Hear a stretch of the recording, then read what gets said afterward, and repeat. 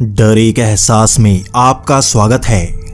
आज की हमारी ये कहानी एक सच्ची घटना पर आधारित है, जिसे हमारे साथ शेयर किया है उत्तर प्रदेश के रामेश्वर ने। रामेश्वर जी, आपका बहुत बहुत धन्यवाद। रामेश्वर उत्तर प्रदेश में एक ट्रक ड्राइवर है और उसका काम सारा साल एक जैसा ही रहता है। वो रात के समय ही ज्यादा ड्राइविंग करते हैं, क्योंकि रात को सड़कों पर कोई नहीं होता।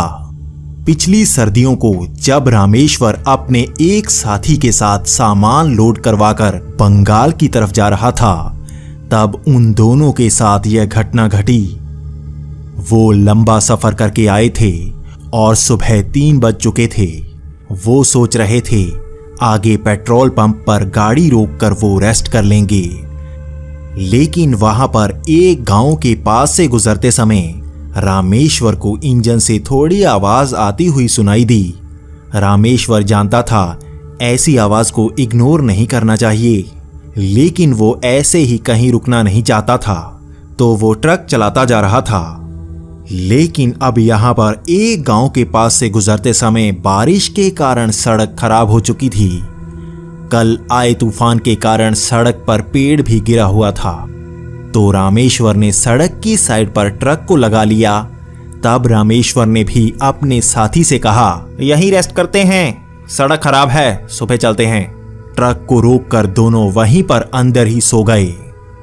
थोड़ी देर बाद ट्रक की खिड़की पर किसी ने खटखटाया। जब रामेश्वर ने बाहर देखा तो एक बूढ़ा आदमी था।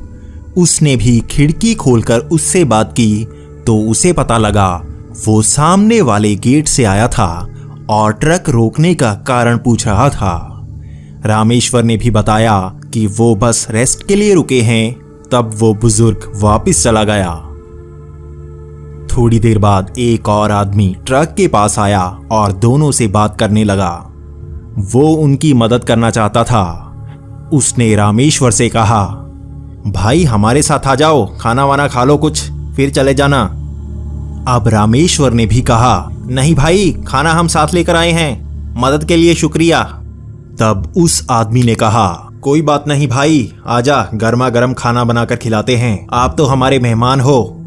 तब रामेश्वर ने कहा, कोई बात नहीं भाई, सुबह देखते हैं, अभी तो भूख नहीं है। तब वो आदमी भी वहां से चला गया। तब रामेश्वर भी अपने साथी से कहने लगा कि ये गांव वाले अच्छे लगते हैं, मदद के लिए आ रहे हैं। ऐसे ही बात करते करते दोनों रेस्ट करने लगते हैं। थोड़ी देर बाद एक और आदमी वहां आता है और ट्रक की खिड़की खटखटाकर उनसे बात करने लगता है। भाई ट्रक में क्यों बैठे हो, गेट के अंदर आ जाओ, हमारे साथ आराम से रेस्ट कर लो।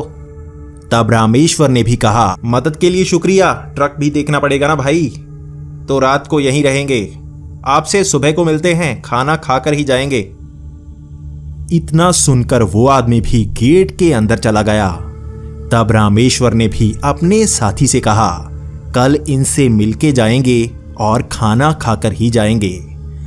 ये बात करते करते दोनों सो जाते हैं। सुबह होने पर दोनों उठते हैं। रामेश्वर तब ट्रक से बाहर निकलकर देखता है तो उसे वही गेट नजर आता है जहां से रात को वो लोग आ रहे थे। रामेश्वर गेट खोलकर अंदर देखता है तो बहुत घबरा जाता है, क्योंकि उस गेट के अंदर एक कब्रिस्तान होता है। रामेश्वर भागकर बाहर आता है। तब एक बाइक वाला पास से गुजर रहा होता है। वो उसको देखकर पूछते हैं कि आसपास घर कहाँ है। तब वो कहता है, भाई गांव तो बहुत पीछे है, यहाँ पर तो कब्रिस्तान है, बस वैसे ध्यान से रहना कहते हैं, यहाँ लोगों को भूत नजर आते हैं। इतना सुनकर रामेश्वर और उसका साथी बहुत ज्यादा डर जाते हैं और ट्रक स्टार्ट करके वहां से निकल जाते हैं। रामेश्वर के मन में एक सवाल घूमता ही रह जाता है कि अगर वो उन दोनों के कहने पर उस गेट के अंदर चला जाता तो क्या होता। दोस्तों, अगर आप अपनी कहानी या अपने सुझाव हमें देना चाहते हैं तो नीचे कमेंट्स कर सकते हैं या हमारी ईमेल आईडी पर ईमेल कर सकते हैं। हम आपकी कहानी सब तक पहुंचाएंगे। तो मिलते हैं अगली वीडियो में, तब तक के लिए धन्यवाद।